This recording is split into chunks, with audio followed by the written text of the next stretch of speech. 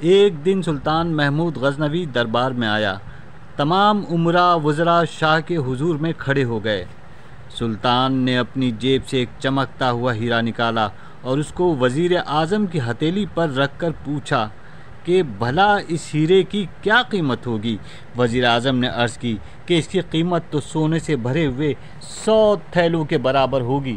سلطان نے فرمایا کہ اس کو توڑ ڈال۔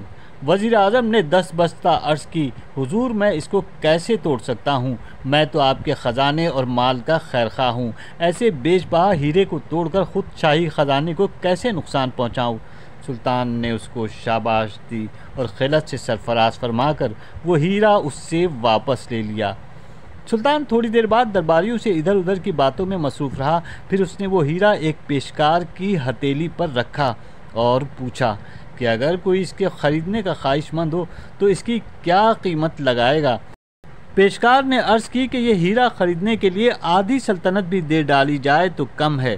سلطان نے فرمایا اچھا اس کو توڑ ڈال۔ پیشکار نے کانوں پر ہاتھ رکھتے ہوئے کہا کہ حضور ایسے درے بے بہا کو توڑنا میرے بس کی بات نہیں۔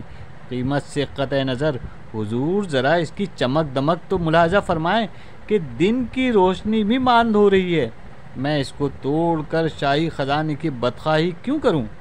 سلطان نے اس کو بھی خلعت اور انعام مرحمت فرمایا اور اس کی عقل مندی کی تعریف بھی کی۔ پھر سلطان نے یہ ہیرا کئی دوسرے امیروں کو دکھایا، پہلے ان کو اس کی قیمت لگانے کا حکم دیا اور پھر اس کے توڑنے کا حکم دیا۔ ہر ایک نے وزیر اعظم اور شاہی پیشکار کے الفاظ دہرائے اور اس کے توڑنے سے معذرت چاہی۔ سلطان نے ہر ایک کے جواب پر خوشنودی کا اظہار فرمایا اور سب کو خلعت اور انعام و اکرام سے نوازا۔ آخر میں اس نے یہ ہیرا ایاز کو دیا اور اس سے پوچھا کہ اس کی قیمت لگاؤ۔ ایاز نے عرض کی کہ اس کی قیمت میرے اندازے سے بڑھ کر ہے۔ سلطان نے عرض کیا کہ اچھا اس کو توڑ دے۔ ایاز نے فوراً اپنے آستین سے ایک پتھر نکالا اور اس ہیرے کو چورا چور کر دیا۔ دوسرے سب امیر چلا اٹھے کہ ہائے ہائے تو نے یہ کیا غضب کیا، ایسے قیمتی موتی کو توڑ ڈالا۔ ایاز نے کہا اے سرداران نامور، سلطانی حکم کی قیمت زیادہ ہے یا اس موتی کی؟ خدا کے لیے سچ کہنا کہ تمہارے نزدیک سلطان کے حکم کی وقت زیادہ تھی یا اس ہیرے کی؟ لوگو تمہاری نظر موتی پر تھی، بادشاہ کے حکم پر نہ تھی۔ تم نے شیطان کو اپنا مرشد بنا لیا ہے اور سیدھا راستہ ترک کر دیا ہے۔ میں تو سلطان سے نظر ہٹاتا ہی نہیں اور میں مشرکوں کی طرح پتھر کی پوجا نہیں کرتا۔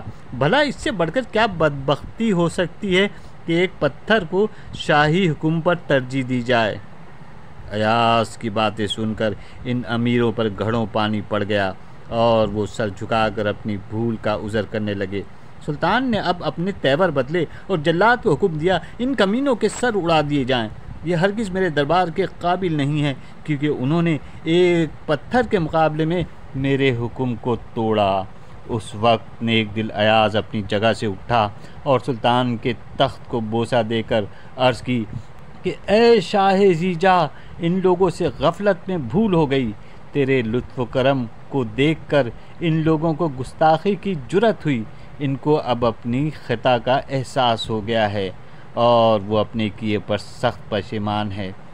اے شاہ ذی وقار، ان کی جان بخش دے، تیری ناراضی ان کے لیے 100 موتوں سے بدتر ہے۔ سلطان نے ایاز کی درخواست قبول فرمائی اور ان سب کو معاف کر دیا۔